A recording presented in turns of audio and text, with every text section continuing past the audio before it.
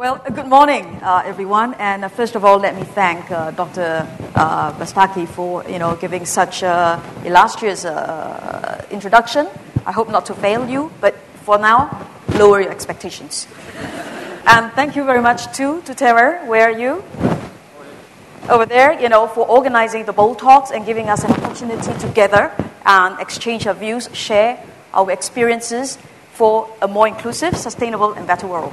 So I know that there's a lot of great presentations coming up, and I'm already very excited to hear the rest of my fellow speakers. And I'm extremely honored to start off by giving you a slow, soft start, taking you through the history of mankind.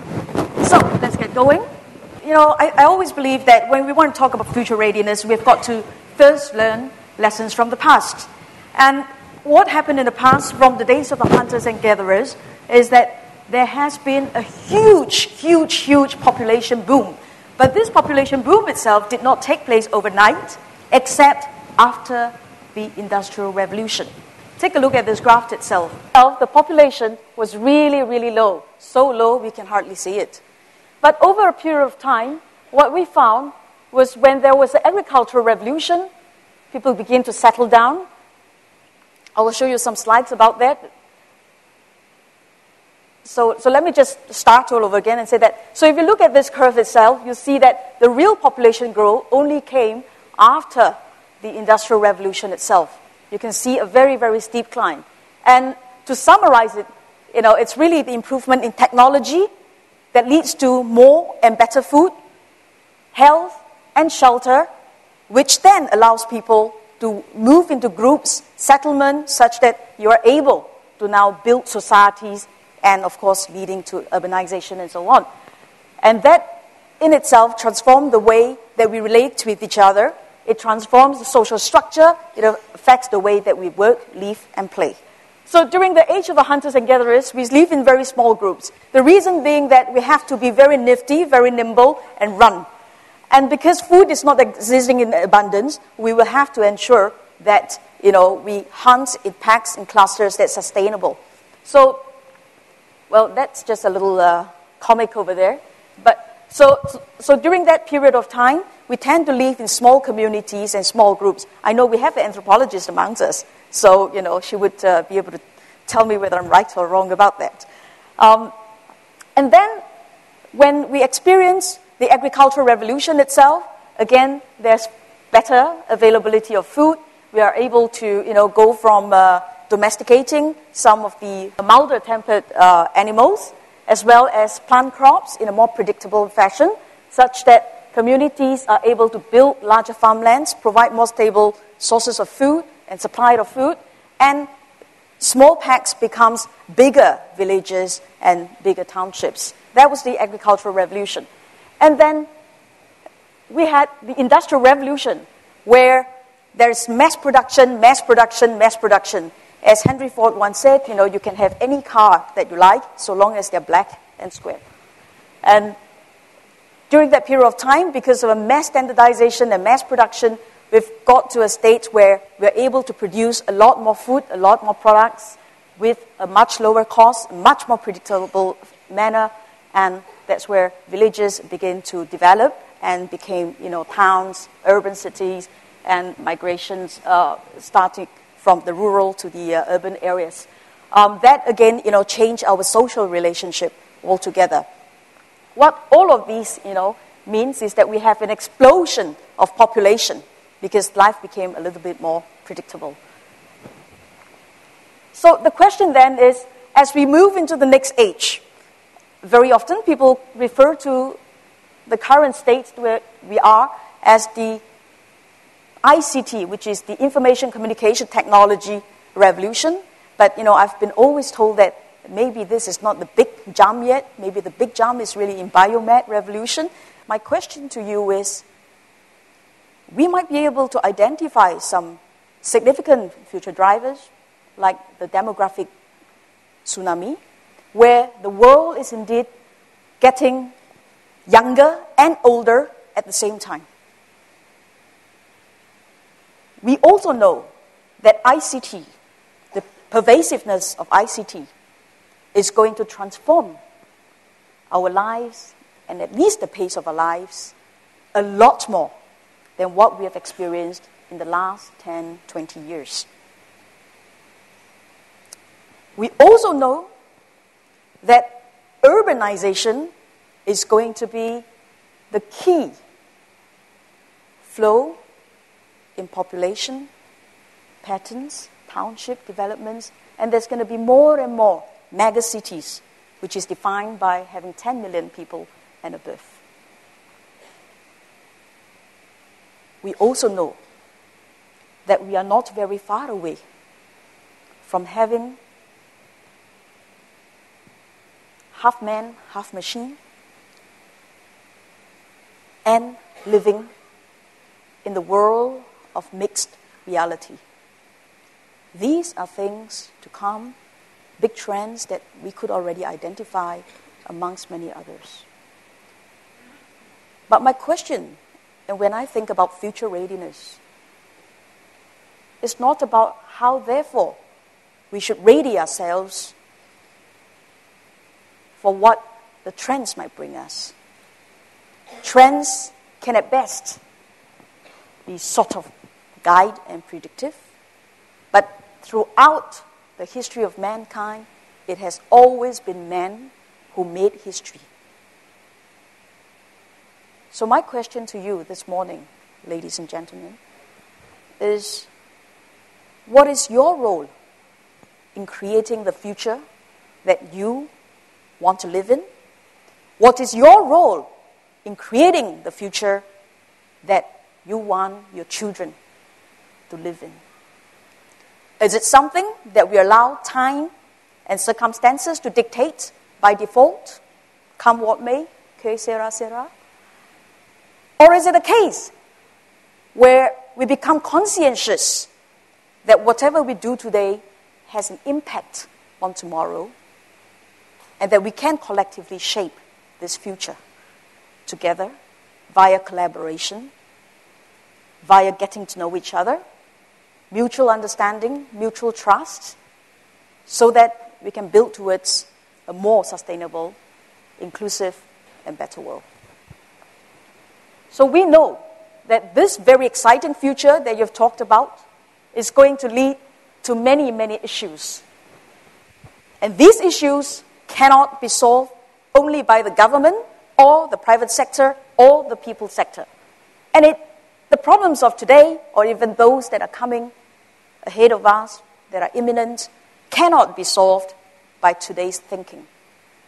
What do we need to do?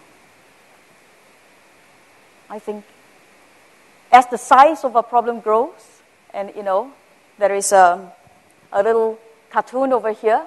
It says here, in case you can't read it, let me read that for you. The next time you wish you could see into the future, remember that if computer scientists in 1974 had known that their research would lead hordes of people to sit in coffee shops and instant message each other, they would have killed themselves. Because, can you imagine that, at the point in time, this is really, really exciting, but guess what? The next thing is people don't talk to each other anymore. The face-to-face goes down, the trust level goes down, What happens to the world, what happens to relationship, and what happens to community? And as the world builds up to become even flatter and supposedly more integrated, it is actually integrated in the form of tribes, rather than a true integration of people across sectors, across geography. So we need social innovation, and we need to realize that we have responsibilities. All the issues cannot be solved by the thinking of yesterday. We need to start thinking out of the box. And I think this is also the essence and spirit of BOLDtalks itself. How do we do that? And I always advocate, so how do we start? And I always advocate that we start from the self. Always, always start from the self. You see, Sun Tzu Bing Fa, which is the art of war, in the Sun Tzu art of war, he says, know thyself. Actually, the real word here is know thy enemies. But I don't like enemies. So I changed that to know thy circumstances. 100 battles fought, 100 battles won. See, we spent a lot of time with the external world, whether for our career, for our family, our social circle, or whatsoever. We don't spend time enough with ourselves, and very often we forget about ourselves. That becomes the last priority in our compartments of life. But the truth is, every one of us has so much potential and so much reflection to do that if only we spend a little bit of time. So I'm here to also pick up ideas, but for now, let me share with you that the idea that I had after realizing that I need to do a lot more, first, to be a better person, and then to try to externalize that, is that we need to get the world, get people to change their perspective so that we can change their lives. So how do we do that? I've got a few things over here. For example, one of the things that affected me a lot is the study of Savons. I'm not sure whether you're familiar with what Savons are, but Savons are people who are, have you watched the show Rain Man? Right? Rain Man. So Dustin Hoffman in the show was a savant. And basically, there are people who has got extraordinary faculties that allows them to think or have a great memory or has got, visual superiority or, mathematical ability and so on. And when they started to study why savants have the extraordinary ability and which part of the brain allows them to do so, they found, to their shock, that actually it's not a question of them, of the savants having extra faculty, but rather their brain itself shuts down certain faculties, usually the social faculties, so that they can be a lot more focused and deeper. Which is why, when we apply that to the real world, if you are a star engineer, you tend to be, a little bit of a narrow vision, right? Compared with a general manager who could do everything well, but yet not deep enough. Of course, there are people who are able to do both, but, that's far and few in between. So instead of looking at people in general who are handicapped, visually impaired, they can't see, but they can absolutely has a great sense of hearing and a great sense of touch. The hearing impaired, they can't hear, but they've got a huge ability to read body language, and communication is 80% non-verbal and 20% verbal.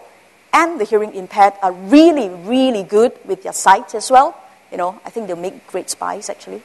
And if we can start seeing them as not being disabled, but that they have special ability, and all we need is to redesign our system, whether it's a social system, whether it's an education system, so that their abilities can be better enhanced and, create employments in those fields, then wouldn't we have a better world that is more inclusive?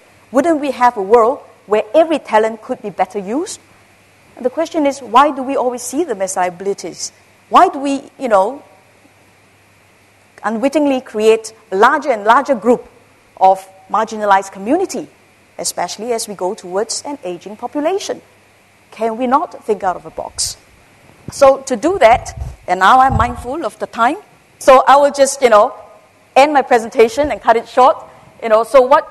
So I think, there's actually a huge opportunity available in the marketplace today, to start social innovation in areas where people have not seen before.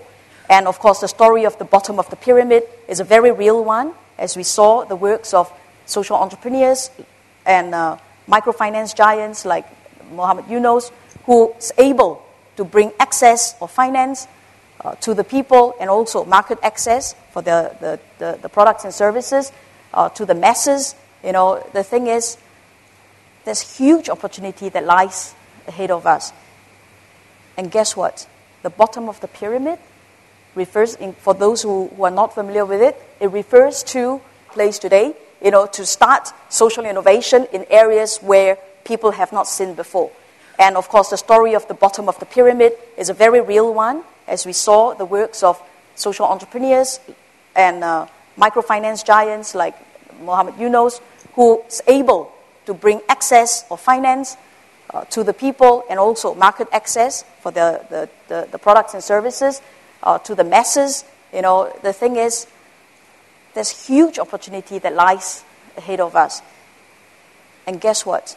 The bottom of the pyramid refers, for those who are not familiar with it, it refers to the market where they are seen to be too poor to afford buying the things that the private sector wants to sell to. But you know what? Every person at the bottom of a pyramid, which is at least 1 billion people there, needs to eat, needs to wear. SIP positive.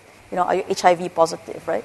So are you SIP positive? So we wanted to start a viral movement, right? And this viral movement itself, looks to be the exchange for ideas, network, and innovation for a better world through 3 E's: educate, empower, and enhance, through collaborations with 3 P's, which is people, public, and private sector. Because guess what? That's how the world is divided, and unless we get everyone on the same side of the conversation table, things are not just going to be permanent. And I think, it'll be a lot for me to go through, so I won't do that. So I will end on this slide itself to say that, so what SIP does is really, to try to create this platform.